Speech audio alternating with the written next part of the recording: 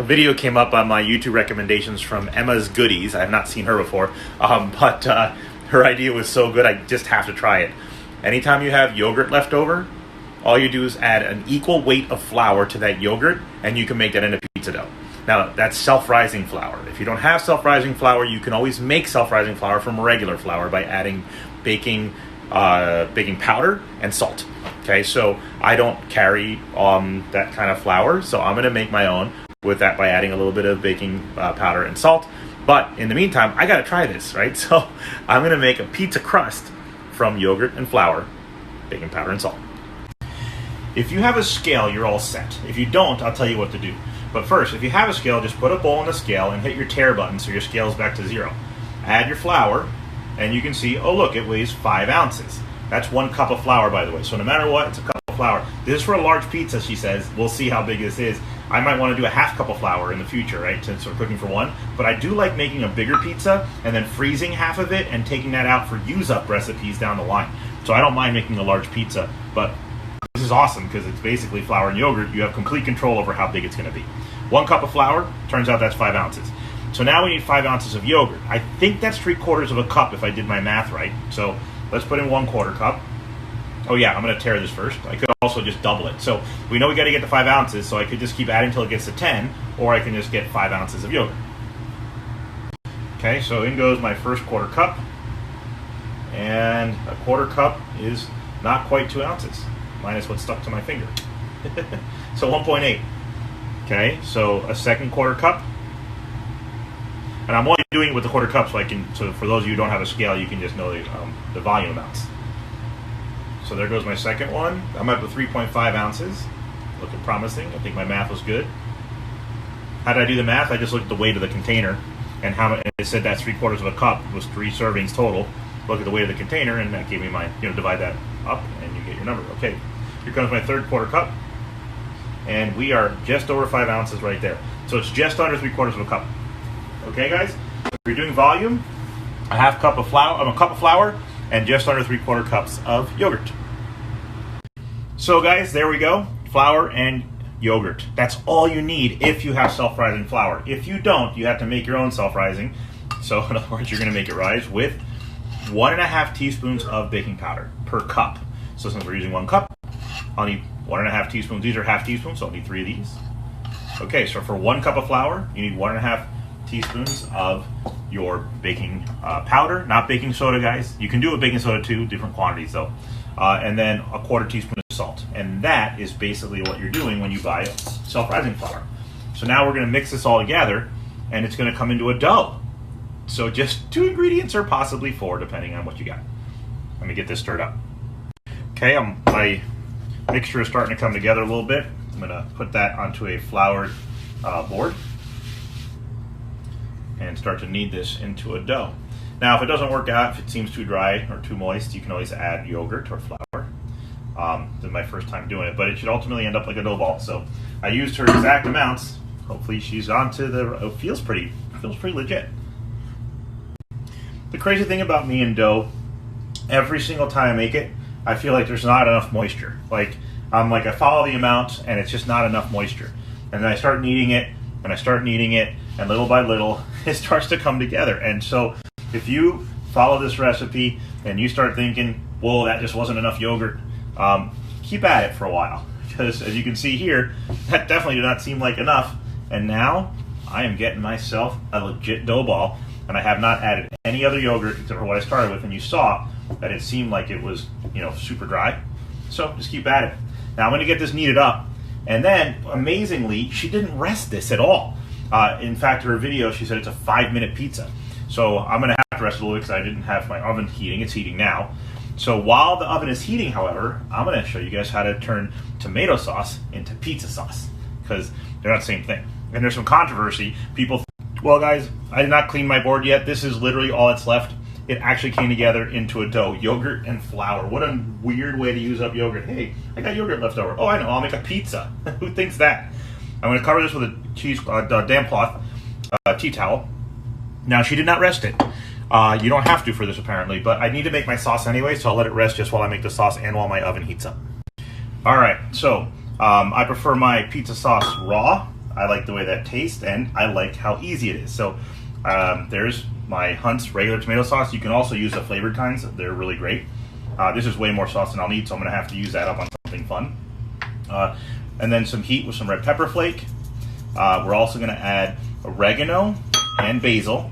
So that's the oregano and basil here. A little bit of sugar, depending. We'll taste it to see if it needs sugar or not. And then I'm going to squish in some garlic, grate in some parmesan, and finish it with some olive oil. And that's it. That'll be my pizza sauce. It's so good. Okay, I've got everything in there except for the sugar. We'll give that a stir, get that parmesan incorporated.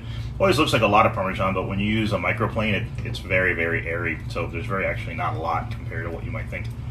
And there we go. Look at that. You can see the herbs, you can see the parmesan, the olive oil's in there. And then taste this and see if it needs sugar. But you won't believe it. The olive oil gives us so much body, and then the herbs and cheese give us so much texture, and that garlic.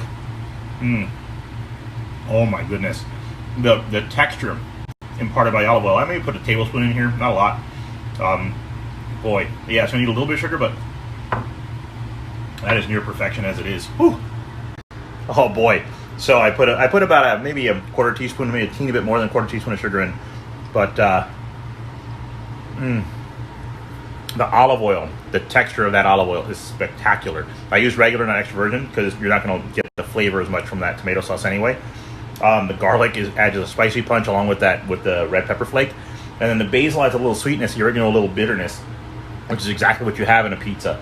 The parmesan brings it all together with that nutty saltiness. So this is how you make a homemade pizza sauce from just like a little can of tomatoes, and all of it's staple stuff that you should have around your house anyway. So now I'm ready to roll out that pizza and sauce it up, cheese it up, topping it up, and I'm good.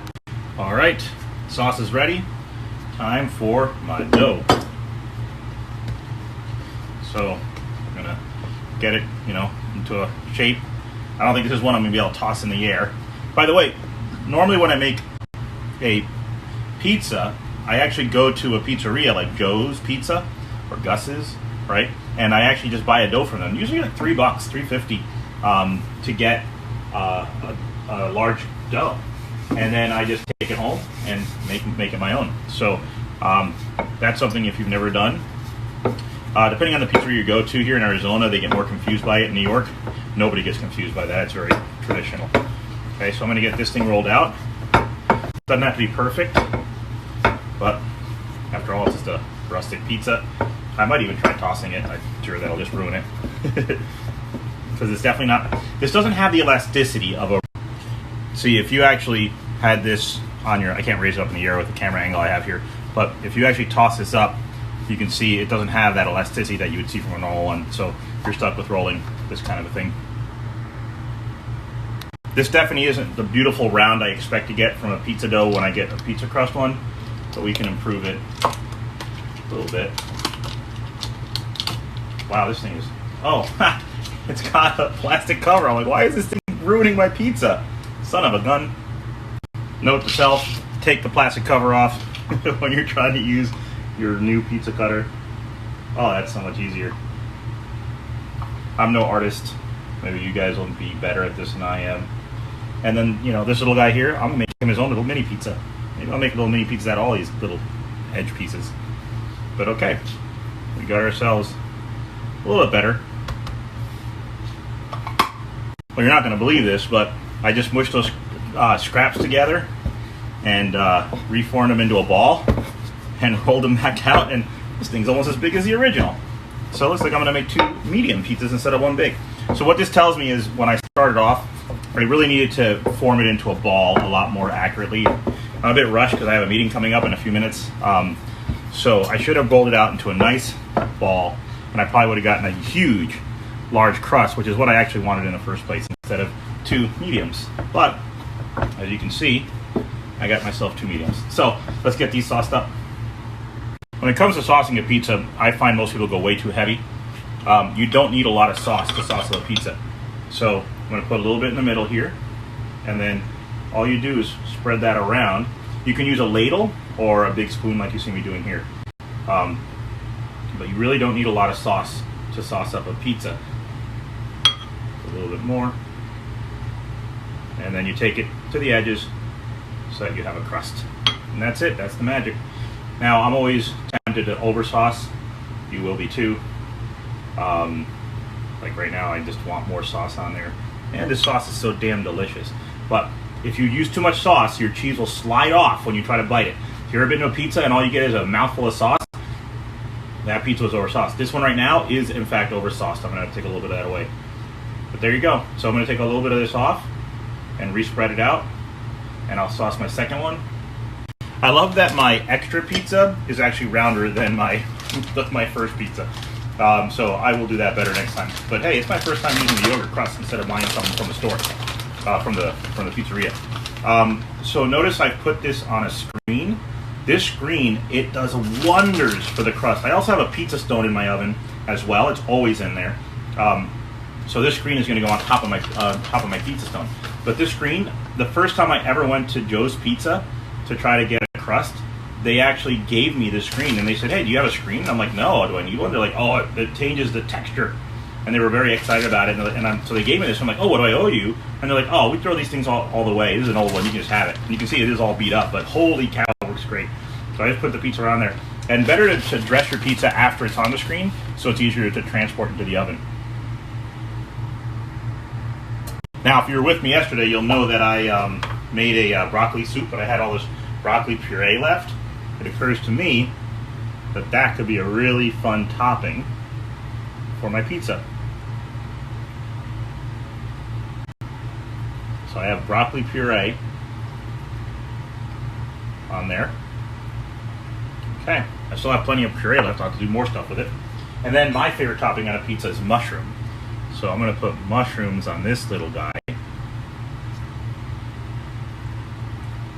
And these are the jarred ones. I like them better than the fresh ones on a pizza.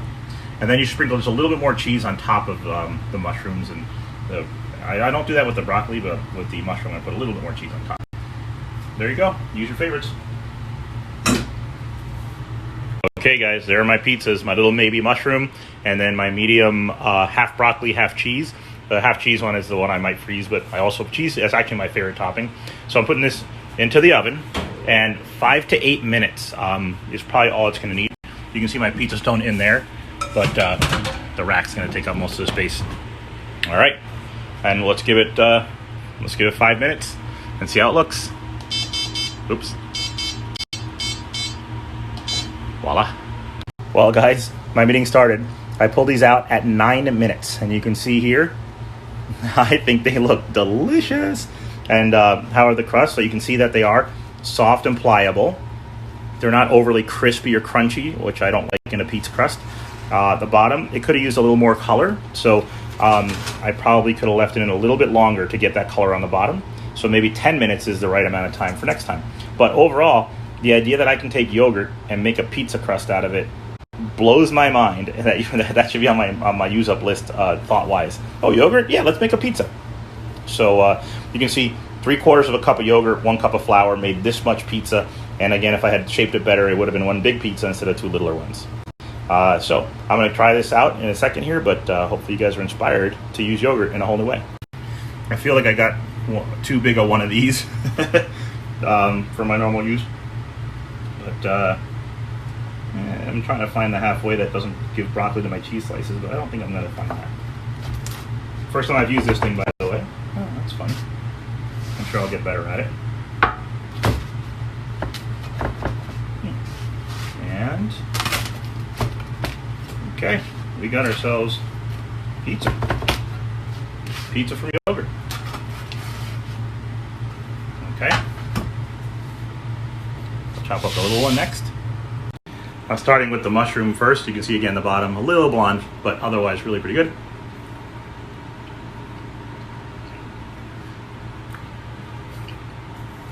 Whoa. Exceeds expectations. So it doesn't look quite as perfect as that crust I get from the pizzeria, but the flavor, I didn't expect a flavor like that from just yogurt and flour. It's definitely not what I expected.